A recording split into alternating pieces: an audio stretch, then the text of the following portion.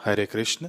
देखिए 7 सितंबर को चंद्र ग्रहण है और ये भारत में दिखेगा, इसलिए भारत में नियम पालनीय है। देखिए ग्रहण का इंतजार ना आध्यात्मिक जगत में बड़ी ही बेसब्री से होता है। तंत्र साधना वाले इस दिन अलग अलग सिद्धि प्राप्त कर लेते हैं।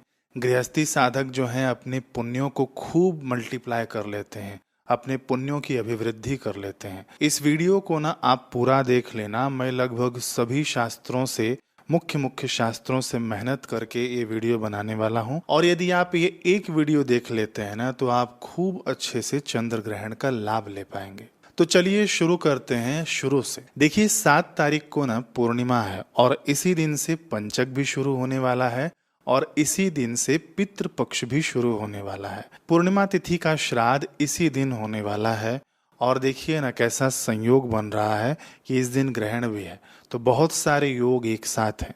देखिए 7 तारीख को ग्रहण का मुख्य समय रहेगा रात्रि के 9:57 से लेकर रात्रि के 1:26 तक। तो कुल मिलाकर 3 घंटे 28 मिनट का इतना बड़ा चंद्र ग्रहण का योग है। मंत्र सिद्धि करनी हो तो बिल्कुल आराम से 3.5 घंटे आप जप करिए, मंत्र सिद्धि को प्राप्त होता है। और मैं आपको यह भी बता दूं कि यदि कोई भी मंत्र जो हम लोग अपने दैनिक जीवन में जप करते हैं अथवा तो गुरु से हमें प्राप्त है, यदि चंद्र ग्रहण में उस मंत्र का नहीं जप करते हैं तो वह मंत्र मलिनता को प्राप्त होता है। इसलिए भले ही आप उसकी 10 मालाएं 12 मालाएं नहीं कर सकें तो कम से कम उसे 11 बार 21 बार बोल ही लेना चाहिए। देखिए चंद्र ग्रहण के लगने से ना 4 प्रहर पहले यानी लगभग 9, सवा 9, 9:30 घंटे के आसपास पहले सूतक लग जाता है। तो ध्यान से सुनिएगा, सूतक चालू होगा दोपहर के 12:19 से। मान लीजिए आपके सामने कोई आग का गोला रखा हुआ है ना, तो जैसे जैसे वह आग का गोला आपके पास आते जाएगा वैसे वैसे आपको उसकी आस पता चल जाएगी, उसकी गर्मी से, है ना, उसका प्रभाव। गोला आने से पहले उसका प्रभाव हमारे तक आता है। ऐसे ही ग्रहण से पहले ना, जैसे चंद्र ग्रहण से 9 घंटे पहले और सूर्य ग्रहण से 12 घंटे पहले सूतक लग जाता है। ठीक है, तो आइए जानते हैं सूतक के पहले हमको क्या क्या सावधानियां रखनी है और क्या क्या हमको पूर्व तैयारियां कर लेनी है। देखिए सूतक लगने से ही सभी चीजों में ग्रहण का प्रभाव आ जाता है। सबसे पहले आप लोग पका हुआ अन्न पहले ही खा पीकर उसे खत्म कर देना। कब करना है? सूतक लगने से पहले। मैंने आपको टाइम बताया है ना, स्क्रीन पर आपको टाइम दिख रहा होगा। तो अब ध्यान से सुनिए इस टॉपिक को। देखिए सूतक शुरू होने पर वह अन्न खाने लायक नहीं रह जाता है। ठीक है, यदि अन्न वह बच जाए ना पका हुआ तो कुत्ते को अथवा तो गाय को अथवा तो किसी भी जीव जंतु को वह अन्न खिला देना चाहिए पका हुआ। फिर भी शास्त्र छूट देते हैं किसको? बच्चों को, बूढ़ों को और रोगी लोगों को, कि ये लोग ना 1.5 प्रहर पहले तक आप भोजन कर सकते हैं। 1.5 प्रहर यानी 4.5 घंटे के आसपास पहले आप भोजन कर सकते हैं। तो कब तक ये लोग भोजन कर सकते हैं? 6:36 तक। टाइम आप लोग नोट करते जाइएगा। यदि आप लोग भूल जाएं तो आप फिर से ये वीडियो आकर देख लेना। तो जो रोगी हैं, जो बच्चे हैं, जो बूढ़े हैं, इनको ना अपने घर में यदि ये लोग हों तो इनको आप 6:36 के पहले पहले भोजन करा देना। उसके बाद इनको भी भोजन नहीं कराना चाहिए। लेकिन आप लोग पूछेंगे कि आपने कहा कि सूतक लगने पर तो पका हुआ अन्न दूषित हो जाता है, तो फिर उनको दूषित अन्न खिलाना है क्या? नहीं, ऐसी बात नहीं है। इसका भी शास्त्र रास्ता दे रहे हैं कि सूतक के पहले ना आप जो पका हुआ अन्न है ना उसके ऊपर या तो कुशा घास मिल जाएगी आपको मार्केट से, वो ले आना। कुशा घास रख देना चाहिए अथवा तो काला तिल रख देना चाहिए। काला तिल तो हर जगह मिल जाएगा, शास्त्रों में काला तिल लिखा हुआ है। मान लीजिए 1 कटोरी चावल बच गया तो उसके ऊपर थोड़ा थोड़ा काला तिल आप लोग डाल देना।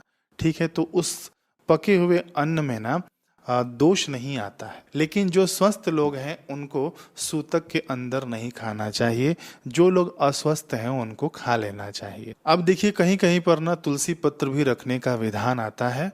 तुलसी पत्र आप लोग रख सकते हैं, लेकिन तुलसी पत्र या कोई भी पत्र पुष्प इस दिन नहीं तोड़ना, भूल कर भी नहीं तोड़ना। मैं फिर से कहता हूँ, पूजन के लिए भी ध्यान रखिए, पूजन के लिए भी इस दिन तुलसी पत्र आपको अथवा तो कोई भी पत्र पुष्प आपको नहीं तोड़ना है।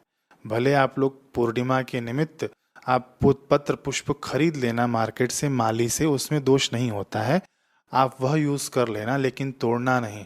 यदि तोड़ना होगा तो एक दिन पहले आप लोग तुलसी पत्र तोड़कर रख लेना, ठीक है। कुशा भी यदि आप तोड़ने जा रहे हैं तो एक दिन पहले ही तोड़कर रख लेना, ग्रहण वाले दिन आपको नहीं तोड़ना है, ध्यान रखिएगा। मैं रिमाइंडर भी डालते रहता हूँ।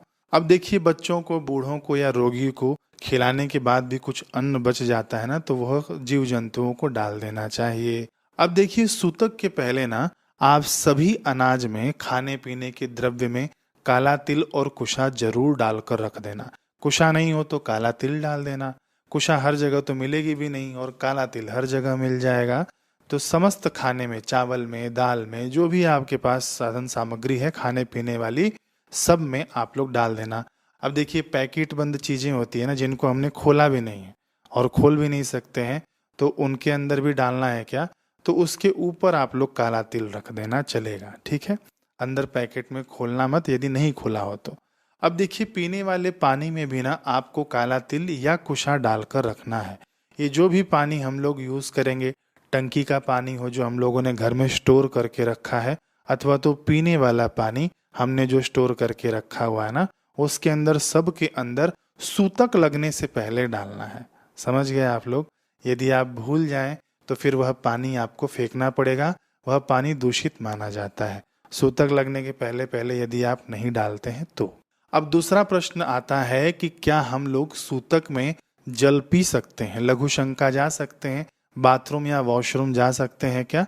तो सूतक में आप लोग बिल्कुल जा सकते हैं, है ना, लेकिन पानी आप इस हिसाब से पीना, जैसे कि 10 बजे के आसपास लगने वाला है ना ग्रहण रात को, तो पानी आप यदि 9:30 बजे पिएंगे तो आपको कहीं वॉशरूम जाने की जरूरत न पड़ जाए, इसलिए पानी ना आप कुछ घंटों पहले ही बंद कर देना पीना, ठीक है। अब देखिए, लघु शंका, तो आप ना जो मुख्य ग्रहण का समय है 10 बजे के आसपास, उसके आप ना 15 मिनट पहले भी जा सकते हैं, वॉशरूम आदि यूज कर सकते हैं, लेकिन ग्रहण लगने पर आपको वॉशरूम या बाथरूम का उपयोग नहीं करना है, ठीक है। भूल कर भी नहीं करना है। क्यों नहीं करना है, मैं आगे आप लोगों को बताऊंगा इससे क्या हानि होती है। मैं आप लोगों को ना इन सब चीज़ों का टाइम टू टाइम नोटिफिकेशन भेजते रहूंगा अपने व्हाट्सएप चैनल से। जो लोग जुड़े हैं उनको तो नोटिफिकेशन मिल जाता है कि अब ये करिए, अब ये करिए। तो जो लोग नहीं जुड़े हैं ना, वे लोग भी व्हाट्सएप चैनल से जुड़ जाना। एक एक समय समय पर नोटिफिकेशन आते रहेगा उसके अंदर कि आपको क्या करना है दिन भर में, ठीक है। मैं लिंक इसका डिस्क्रिप्शन में दे दूंगा। हेमाद्रि आदि ग्रंथ में वर्णन आता है कि अत्र चाद्यांतयो स्नानम कुर्यात्। इसका अर्थ है कि यानी ग्रहण से पहले और बाद में स्नान करना चाहिए, ग्रहण के मध्य में भी करना चाहिए, लेकिन मुख्य रूप से ग्रहण से पहले और ग्रहण के बाद में, यानी जब सूतक लगा हो तब उसके अंदर आपको स्नान कर लेना चाहिए, ठीक है। और ग्रहण के बाद तो किया ही जाता है, लेकिन कैसे स्नान करना चाहिए कि गंगा जल मिलाकर आपको स्नान करना चाहिए। यदि सीधी गंगा नदी आपको मिल जाए तो गंगा नदी में, गोदावरी नदी में, अलग अलग जगहों पर जो जो नदियां उपलब्ध हैं उसमें स्नान सर्वश्रेष्ठ माना गया है। लेकिन फिर भी यदि आप घर में रहते हैं ना, तो आप गंगा जल से स्नान कर लीजिएगा, बाल्टी में गंगा जल मिला लीजिएगा। यदि गंगा जल नहीं है तो हर हर गंगे करके स्नान कर लीजिएगा। तो सूतक में आपको कब करना है, कभी भी आप कर लेना, शाम के समय कर लेना, है ना। देखिए, कोई भी बात ना मैं यहाँ पर अशास्त्रीय नहीं बताऊंगा। मैंने जो अभी ये बात बताई ना कि सूतक में और ग्रहण खत्म होने के बाद आपको स्नान करना चाहिए, ये ना शास्त्रों में लिखी हुई बात है। अब देखिए, शास्त्र में क्या लिखा हुआ है कि मुक्तो यस्तु न कुर्वित स्नानम ग्रहण सूत के ससूत की भवे तावत यावत साध परोग्रह। इसका अर्थ है कि जो मनुष्य ग्रहण के सूतक तथा मुक्ति में, यानी जब ग्रहण खत्म होता है उसमें स्नान नहीं करता, वह तब तक सूत की होता है जब तक दूसरा ग्रहण नहीं आ जाता। इस स्नान को मंत्र रहित ही करें, ऐसे स्मृति वल्ली में लिखा हुआ है। अभी हम लोग क्या करते हैं ना कि हम लोग स्नान करते समय मंत्र कई लोग बोलते हैं, स्नान का मंत्र होता है। देखिए, मैंने आपको ना गंगा स्नान वाला मंत्र नहीं बताया, मैंने बस बोला हर हर गंगे करके स्नान कर लेना। ये क्या है, मंत्र नहीं है, गंगा जी का स्मरण है, ठीक है। तो कोई भी मंत्र नहीं पढ़ना चाहिए। अब क्या कहा गया है कि जो लोग सूतक में नहीं नहाएंगे अथवा तो ग्रहण खत्म होने के बाद नहीं नहाएंगे, तो वो जब तक दूसरा ग्रहण नहीं आ जाता तब तक वे सूतकी माने जाते हैं, यानी अशुद्ध माने जाते हैं देव कार्य और पितृ कार्य के लिए। ठीक है, उनको फिर वह अधिकार नहीं होता है कि वे लोग देव कार्य करें, पितृ कार्य करें। इतना अशुद्ध माना गया है ये ग्रहण में स्नान न करने वालों के लिए। अब देखिए, स्त्रियां भी ना बिना बाल धोए स्नान कर सकती हैं, ऐसा शास्त्र छूट देते हैं। अब ध्यान रखना कि ग्रहण के समय जो भी वस्त्र आप पहने हैं, ग्रहण के बाद आपको ना वस्त्र सहित स्नान करना होता है। जैसे हम लोग स्मशान घाट में जाकर आते हैं ना, तो हम लोग पूरे वस्त्र सहित स्नान करते हैं। ठीक है, ऐसे ही इतना अशुद्ध माना गया है ये ग्रहण काल। जैसे ही ग्रहण काल खत्म हो जाए, आप जो भी वस्त्र पहने हैं उस समेत आपको स्नान करना है। ठीक है, ऐसा कुछ भी नहीं है कि वस्त्र उतार के गए, स्नान करके आने के बाद ना वो जो वस्त्र पहने थे आप बाहर उतार के गए, यदि आपने उसका स्पर्श कर लिया तो भी आप अशुद्ध माने जाएंगे। ध्यान रखिएगा, जैसे स्मशान से लौटने के बाद हमको स्नान करना होता है, ऐसे ही इसमें भी स्नान करना होता है। जिस गौमुखी से आप लोग जप कर रहे हैं, गौमुखी में माला होती है ना, उस गौमुखी को धोना होता है। जिस माला से आप जप कर रहे हैं उस माला को धोना होता है। जिस आसन पर आप लोग बैठे हुए हैं उस आसन को भी धोना पड़ता है। ठीक है, अब मान लीजिए आपका ना ग्रहण खत्म होगा 1:30 बजे, आप सोचेंगे कि मैं सुबह ही स्नान कर लेता हूं तो भी चलेगा, कोई बात नहीं है। 1:30 बजे जैसे खत्म हो जाए ना ग्रहण, 1:30 बजे के आसपास जो भी खत्म हो रहा है वहां पर जैसे खत्म हो जाए आप लोग सो जाइएगा। लेकिन जिस बिस्तर पर आप सोएंगे वो पूरा का पूरा बिस्तर आपको धोना पड़ेगा, इस बात का भी ध्यान रखिएगा। चटाई पर सोएंगे तो चटाई भी आपको धोनी पड़ेगी। तो इन सब चीज़ों का ध्यान रख के आप लोग सोना। यदि आप रात को स्नान के लिए, तो मैं कभी नहीं कहूँगा आप लोग बीमार पड़ जाएंगे, मैं स्नान करूँगा तो मैं भी बीमार पड़ जाऊँगा, लेकिन आप लोग ना सो जाना। लेकिन वह वस्त्र और वह बिछौना अथवा तो जिस पर आप लोग सोए हुए हैं वह सब आपको धोना पड़ेगा। अब आइए जानते हैं कि ग्रहण के समय हमको क्या करना है। भगवान वेद व्यास जी कहते हैं कि चंद्र ग्रहण के समय किया हुआ जप ध्यान सत्कर्म, सत्कर्म में क्या आता है ना, दान पुण्य आ जाता है। जप ध्यान में क्या आता है, भगवान के नाम का जप हो जाता है। और न तर्पण, यह भी एक पितृ कार्य है, मैं आगे बताता हूं। तो यह सब 1,00,000 गुना हो जाता है, 1,00,000 गुना। समझ गए आप लोग, जो भी आप लोग करेंगे। इसलिए तंत्र साधना वाले, मंत्र साधना वाले लोग ना ग्रहण का खूब बेसब्री से इंतजार करते हैं कि आए यह ग्रहण और मैं मंत्र सिद्ध करूं। और यदि गंगा जल पास में रखा हो, भगवान वेद व्यास जी कहते हैं गंगा जल यदि पास में हो तो उसका फल करोड़ गुना मिल जाता है। देखिए, सभी लोग तो गंगा किनारे बैठकर तो नहीं जप कर सकते हैं ना, तो क्या करिएगा, गंगा जल कटोरी में रख लीजिएगा। ठीक है, और वह गंगा जल रख के आप जप करिएगा। गंगा जल पास में हो तो आप दान के लिए कुछ निकाल दीजिएगा। तो महाराज दान हम रात्रि को कहाँ देने जाएंगे, तो दान के निमित्त आप लोग निकाल दीजिएगा। अनाज का स्पर्श कर लीजिएगा कि यह इतना अनाज मैं दान कर दूंगा ग्रहण खत्म होने के बाद। मैं संकल्प, ग्रहण में ही आपको संकल्प करना है। कब संकल्प करना है, जो ग्रहण का समय मैंने आपको बताया है उसी में दान का संकल्प करके रख लेना है। कुछ पैसे दक्षिणा निकाल कर आप रख लेना कि यह दक्षिणा मैं गौ सेवा में लगाऊंगा अथवा तो मैं इसका दान करूंगा। इस प्रकार से आप लोग ग्रहण काल में ही दान की सब सामग्री निकाल कर रख लेना। और न इसमें कंजूसी मत करना। ये जो आप लोग दान करेंगे ना ग्रहण में, यह अटल दान माना जाता है, यह कभी नष्ट नहीं होगा। हाँ, लेकिन पद्म पुराण में यह भी आता है कि यदि आप किसी दूसरे का अन्न खाते हैं ना ग्रहण के दिन, तो आपके 12 वर्ष का समस्त पुण्य एक झटके में नाश हो जाता है। तो ग्रहण के दिन, मैं पूरे दिन की बात कर रहा हूँ, केवल ग्रहण काल की बात नहीं कर रहा हूँ, पूरे दिन की बात कर रहा हूँ। ठीक है, 7 तारीख याद रखिएगा। इस दिन भूल कर भी आप लोग किसी के दान का अन्न मत खाना। भले ही आप व्रत उपवास कर लेना, लेकिन दान का अन्न मत खाना। बाद में आकर कमेंट में मत कहना कि मैंने खा लिया अब मैं क्या करूं। तो इसका उपाय मैं नहीं बता पाऊंगा, क्योंकि 12 वर्षों का आपका पुण्य, आपकी तपस्या सब खत्म हो जाएगी। हाँ, लेकिन दान करना जरूर चाहिए इसके अंदर। अब आप कहेंगे कि हम जिसको दान करेंगे उसका पुण्य नाश होगा। नहीं नहीं, उनको आवश्यकता है तो आप उनको दान कर सकते हैं, उनका पुण्य नाश नहीं होगा। गाय को आप दान करेंगे ना, गाय को आप हरा चारा खिलाएंगे तो आपको वह पुण्य देगी, उसका पुण्य नाश नहीं होगा। किसी गरीब गुरबों को आप दान करेंगे तो उनसे आपको परमात्मा पुण्य देगा, आपका अंतरात्मा संतुष्ट होगा और वह आपका किया हुआ काम करोड़ों गुना अटल हो जाएगा। ठीक है ना। कुछ ऐसे ही पुण्य होते हैं, अटल पुण्य होते हैं, जिनके कारण हमारी सांसारिक गाड़ी चलती है खूब सुचारू रूप से। मैं कह रहा था कि कटोरी में जल रख लेना चाहिए आपको जब ध्यान के समय, तब आप जब ध्यान करेंगे तो वह करोड़ गुना हो जाएगा। ग्रहण के समय गायों को घास, पक्षियों को अन्न, पक्षियों को अन्न के लिए ना आप खरीद के ले आना, पहले ही सूतक में ही खरीद के ले आना। जब आपका ग्रहण काल जब शुरू होना तो उस समय पक्षियों का अन्न जो आपने रखा है स्पर्श कर देना और कह देना, संकल्प कर लेना, यानी बोल देना कि मैं यहाँ ग्रहण काल में पक्षियों को अन्न दान करता हूँ। ठीक। और जरूरतमंदों को वस्त्र दान से अनेक गुना पुण्य होता है। कुछ वस्त्र भी आप लाकर दान कर सकते हैं। ग्रहण के दिन पत्ते, तिनके, लकड़ी और फूल नहीं तोड़ना चाहिए। मैं पूरे दिन की बात कर रहा हूँ। बाल तथा वस्त्र नहीं निचोड़ना चाहिए। माताएं बहनें, आप लोग इस दिन बाल नहीं धोना, शास्त्र बिल्कुल इसका मना कर रहे हैं। ग्रहण के समय, ग्रहण के दिन में, ठीक है, बाल निचोड़ना भी मना है इस दिन, वस्त्र निचोड़ना भी मना है। ठीक है, पूरे दिन वस्त्र आप नहीं धोना।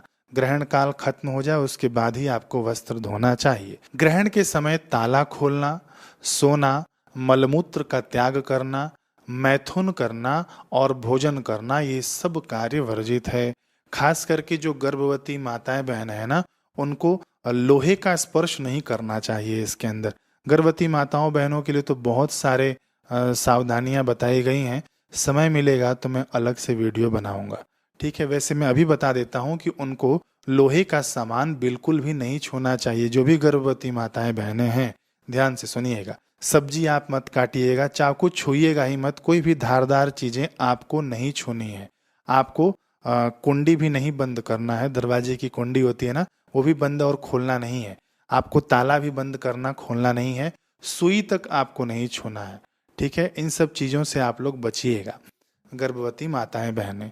ग्रहण के समय कोई भी शुभ या नया कार्य शुरू नहीं करना चाहिए। यदि आपने सोच लिया हो कि हम 7 तारीख को कुछ नया कार्य शुरू करने वाले हैं, नई गाड़ी खरीदने वाले हैं, अथवा तो कुछ भी नया मांगलिक कार्य करने वाले हैं, तो बिल्कुल आप लोग मत करना, वह आपके लिए विपरीत प्रभाव लेकर आएगा।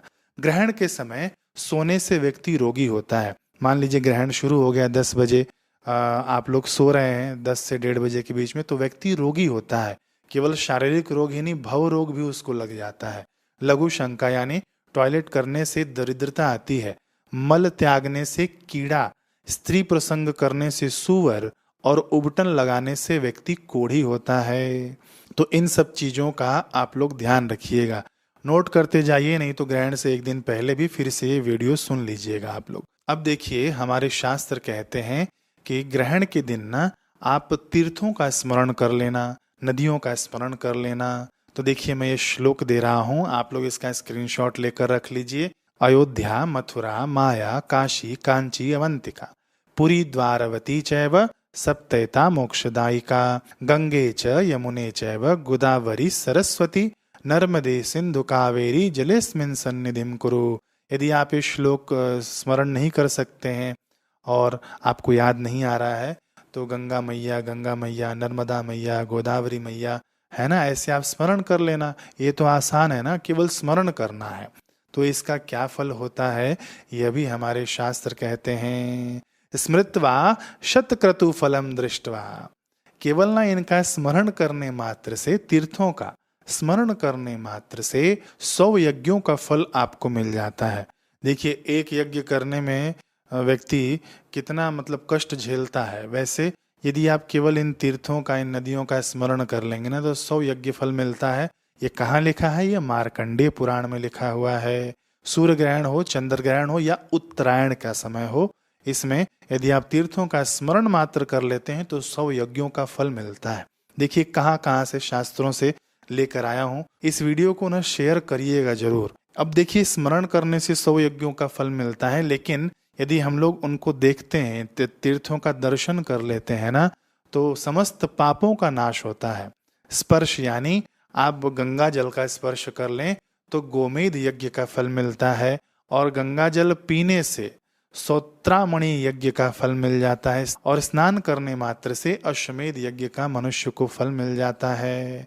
तो स्नान का तो मैंने पहले ही बता दिया कि आप गंगा जल मिला लेना अपने बाल्टी में और उससे स्नान करना और अश्वमेध यज्ञ का फल अपने बैंक अकाउंट में जमा कर लेना। ये बिल्कुल शास्त्रीय बातें हैं। अब देखिए शास्त्र आगे क्या कहते हैं। बहुत इंपॉर्टेंट चीज मैं आपको बताने जा रहा हूं और ये सबको करना है। ठीक, देखिए शास्त्र कह रहे हैं कि चंद्र सूर्य ग्रहे अस्तु श्राद्धम विधि वदाचरेत तेनैव सफला पृथ्वी दत्ता विप्रस्वय करे। इसका अर्थ है कि जो मनुष्य चंद्र ग्रहण हो अथवा तो सूर्य ग्रहण हो उसमें श्राद्ध को करता है ना, उसने ब्राह्मणों के हाथ में मानो संपूर्ण भूमि दे दी। कोई श्राद्ध करता ब्राह्मणों को कोई तृप्त करे तो कोई कितना दे सकता है? 1 लाख रुपया देगा, 10 लाख रुपया देगा। हे भूदेव आप तृप्त होइए ताकि हमारे पितर प्रसन्न हो। लेकिन जो लोग इसमें ग्रहण काल में श्राद्ध कर लेते हैं ना, तो मानो उसने संपूर्ण पृथ्वी दे दी। तो देखिए पृथ्वी पर कितने सारे घर आ जाएंगे, कितने सारे खनिज, कितना सारा सोना चांदी सब आ जाएगा पृथ्वी पर। यानी उसने सब कुछ उस ब्राह्मण को देकर तृप्त कर दिया। तो इतना पुण्य लाभ होता है चंद्र ग्रहण या सूर्य ग्रहण में श्राद्ध करने से। अब आगे भी सुनिए, मैं इसके बारे में और बताता हूँ। अब देखिए जो लोग ग्रहण में श्राद्ध नहीं करते हैं उनके लिए शास्त्र कहते हैं कि वह कीचड़ में गौ के तुल्य दुखी होता है। जैसे कीचड़ में फंसी हुई गौ निकल नहीं सकती है, वह दुख ही पाती है, ऐसे ही वह भी दुखित होता है। ठीक है। अब देखिए यहाँ पर भगवान विष्णु जी कह रहे हैं कि राहु दर्शन दत्तम ही श्राद्धमा चंद्र तारकम इंद्रम चमान्नेन हेमना वा कार्यम न त्वन्नेन। विष्णु जी कहते हैं कि ग्रहण में दिया हुआ श्राद्ध तब तक स्वर्ग में रहता है जब तक सूर्य चंद्र रहेंगे। यह आमान्य या स्वर्ण से करें। इसका अर्थ ठीक से समझिए कि यदि आप ग्रहण काल में ना जो भी आप श्राद्ध कर्म करेंगे तो जब तक सूर्य चंद्रमा का अस्तित्व रहेगा तब तक वह स्वर्ग में रहने का अधिकारी हो जाता है। उसके पितृ अखंड तृप्त होते हैं, उसके पितृ भी स्वर्ग में रहने के अधिकारी हो जाते हैं। तो ये विष्णु भगवान कह रहे हैं, मैंने आपको श्लोक भी बता दिया। ठीक, अब देखिए भगवान कहते हैं कि इसमें पके हुए अन्न से श्राद्ध नहीं करना चाहिए। इसके अंदर ना अमान्य से श्राद्ध करने के लिए कहा गया है। तो देखिए आप लोगों ने तर्पण करना है। इसके अंदर तर्पण का वीडियो ना मैंने पिछले वर्ष बनाकर रखा हुआ है, वह वीडियो अभी भी चैनल पर है, उसे आप लोग देख लेना। और पूरी तरह से तर्पण करना चाहिए। आधा घंटा लगेगा आपको ज्यादा से ज्यादा। जब ग्रहण काल चालू हो जाए आप स्टार्टिंग में कर लेना, बीच में कर लेना या लास्ट के आधे घंटे में आप श्राद्ध ये तर्पण वाला कार्य जरूर कर लेना। ठीक है। पितरों के निमित्त हमको कुछ दान भी करना होता है ना, तो कच्चा अन्न या चावल हो, गेहूं हो, जो भी हो, उस अन्न का स्पर्श कर लेना कि मैं अपने पितरों के निमित्त इस अनाज को दान कर रहा हूं, और वह अनाज साइड में रख देना, सुबह उसका दान कर देना। अब आप लोग कहेंगे कि श्राद्ध रात्रि में करना है। जी हाँ, शास्त्र आज्ञा कर रहे हैं कि तथा ग्रहणे रात्रावपि श्राद्धाधिकार्यम। रात्रि को भी ग्रहण में श्राद्ध कर सकते हैं। ग्रहण के दिन रात्रि में भी श्राद्ध आदि करना चाहिए। ये वेद व्यास जी कह रहे हैं कि ग्रहण, विवाह, संक्रांति, यात्रा, रोग तथा प्रसव में दान नैमित्तिक है, उसका रात्रि में भी विधान है। ठीक है, रात्रि में भी आप ये कर सकते हैं ग्रहण काल में। मैं लिंक डिस्क्रिप्शन में दे दूंगा। आप लोग समझते हैं ना कि डिस्क्रिप्शन में क्या होता है। कई हमारी माताएं बहनें जो बुजुर्ग हैं, है ना, वे लोग डिस्क्रिप्शन नहीं खोल पाते हैं। तो मैं ना कमेंट सेक्शन, आपको पता होगा ना, कमेंट सेक्शन में ये जो श्राद्ध तर्पण वाला जो लिंक है मैं पेस्ट कर दूंगा, उसमें भी आप लोग जाकर देख सकते हैं। ठीक, लेकिन करिएगा जरूर। तो कौन कौन कर सकता है? अब आप लोग कहेंगे कि हमारे माता पिता तो जीवित हैं, हम क्यों श्राद्ध करें? तो ये ना हमारी भारतीय संस्कृति को खंडित करने के लिए विधर्मियों ने फैलाया है कि जिनके माता पिता जीवित हैं वे लोग श्राद्ध नहीं कर सकते हैं। बिल्कुल गलत बात है। मैं हर बार बोलता हूँ, हर साल बोलता हूँ, ऐसा आप लोग मत करना। सभी लोग कर लेना तर्पण। ठीक है। माता पिता को आप अपने यहाँ पर अन्न जल से तृप्त करिए। जो लोग आपके पूर्वज हैं, जो पितर हैं, उनको आप जल से तृप्त करिए। और पितर आपके केवल पूर्वज ही नहीं होते हैं, पितर लोक होता है, वहाँ के देवता होते हैं। ठीक है ना। आपके भले ही पूर्वज नहीं है अभी पितृलोक में, आपके माता पिता जीवित हैं, लेकिन आप जो भी श्राद्ध कर्म करते हैं ना, उन देवताओं तक पहुँचता है और वे देवता आपको फिर तृप्ति प्रदान करते हैं, कई गुना भेजते हैं वे लोग। तो ठीक है, जो लोग ना श्राद्ध कर्म पुण्य कर्म करते रहते हैं, उनका ना जीवन भी सुचारू रूप से चलता है, उनका भविष्य उज्जवल होता है, उनके कुल खानदान में उत्तम संतान आती है। तो बालक हो, वृद्ध हो, नर हो, नारी हो, सब लोग आप लोग तर्पण इस दिन जरूर कर लें। या तो एक व्यक्ति तर्पण करे तो आप उसको स्पर्श कर लेना, तो साथ में ही तर्पण माना जाएगा। अब परिवार में 2-4 लोग हैं तो अलग अलग थोड़ी तर्पण करेंगे, एक कोई मुख्य व्यक्ति करें, है ना, आपके पिताजी करें तो आप उनको स्पर्श कर लेना, तो आपका भी वह मान्य होगा। तो ऐसे आप लोग जरूर कर लेना। ग्रहण के समय याद रखना, ऐसा मत करना कि कोई पुस्तक निकाल के पढ़ने लग जाना। ग्रंथ भी नहीं पढ़ना चाहिए, पुस्तक भी नहीं पढ़ना चाहिए। भगवद गीता का 7वां अध्याय आप लोग सुन लेना, रिकॉर्डिंग है, क्योंकि तर्पण के समय ये सुना जाता है। तो आप लोग ना बुक खोलकर मत पढ़ने लग जाना, शास्त्र खोलकर मत पढ़ने लग जाना। मैं फिर से आपको बता रहा हूँ, बिल्कुल मना किया गया है, ग्रहण के समय ये नहीं करना चाहिए। अब देखिए, जो माताएं बहनें रजस्वला रहती हैं, वे लोग जब ध्यान कैसे करें कि हम रजो धर्म में आ गए हैं, तो हमारे लिए क्या है संकेत, शास्त्र क्या कहते हैं कि न सूतकादि दोषो अस्ति ग्रहे होम जपादिषु।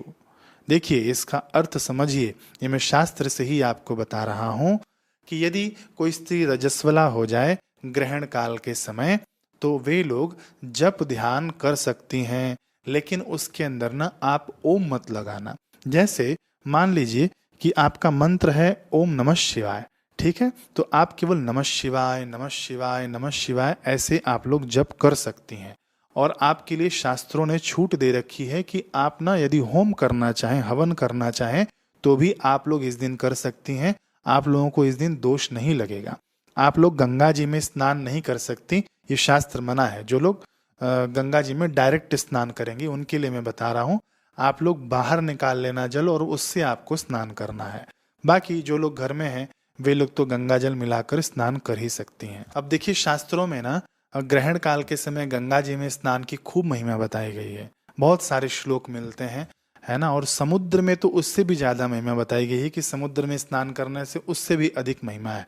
मैं कई वर्ष तक सोचता था कि यदि रात्रि में ग्रहण लगे तो रात्रि में कौन जाएगा समुद्र में स्नान करने के लिए, या कौन जाएगा नदी में स्नान करने के लिए, है ना। इसमें स्नान करने का खूब ज्यादा पुण्य बताया गया है। लेकिन इस बार मुझे शास्त्रों से मिल गया है कि यदि आप लोग नदी में, समुद्र में रात्रि को नहीं जा सकते हैं, तो आप लोग खुद घर में ही कैसे इस प्रकार से स्नान कर सकते हैं जिससे चंद्र दोष जनित पाप आपके जीवन से खत्म हो जाए। देखिए, चंद्र ग्रहण लगता है ना, तो इसके अंदर ना कई दोष भी आ जाते हैं, है ना। कई दोष हमारे जीवन में भी आ जाते हैं, कई पाप भी हम जाने अनजाने में हो जाता है हमसे। तो उस पाप से मुक्ति के लिए और उस कुप्रभाव से बचने के लिए शास्त्रों ने खूब अच्छा उपाय बताया है, जिसके अंदर 4 मटकों का प्रयोग है ना। उन 4 मटकों से स्नान किया जाता है। वो मटके न पहले ही सूतक में भरकर रख दिए जाते हैं, उसकी भी विधि है, उसका भी मंत्र है, लेकिन ये वीडियो बड़ा लंबा हो जाएगा, मैं वह वीडियो अलग से बना दूंगा, ठीक है। अब आप लोग जो ये वीडियो देखेंगे, नीचे कमेंट मत करिएगा कि वीडियो आपने बनाया नहीं, चैनल चेक करते रहिएगा, वीडियो आ जाएगा इस वीडियो के 1-2 दिन बाद, ठीक है। आप लोग चैनल चेक करते रहिएगा, वीडियो खूब सारे इस पर आने वाले हैं। और आखिरी में मैं आपको बताऊं कि यदि आपका कोई प्रश्न हो तो जरूर कमेंट में पूछिए, है ना। मैं एक और वीडियो बनाऊंगा और उसके अंदर आपके इन सभी प्रश्नों का मैं जवाब दे दूंगा। इस वीडियो को आप लोग खूब शेयर करना, ठीक है। बड़ी मेहनत लगती है ये सब शास्त्रों में खोजने के लिए। मैं 3 दिन इसके अंदर दिया शास्त्रों से, अलग अलग प्रमाणिक शास्त्रों से निकालने के लिए। तो आप लोग भी इस वीडियो को शेयर करना, ताकि हमारी जो धरोहर है शास्त्रों की, ये सभी तक पहुंचे और सभी लोग लाभान्वित हों, ठीक है। तो मिलते हैं अगले वीडियो में। हरे कृष्ण।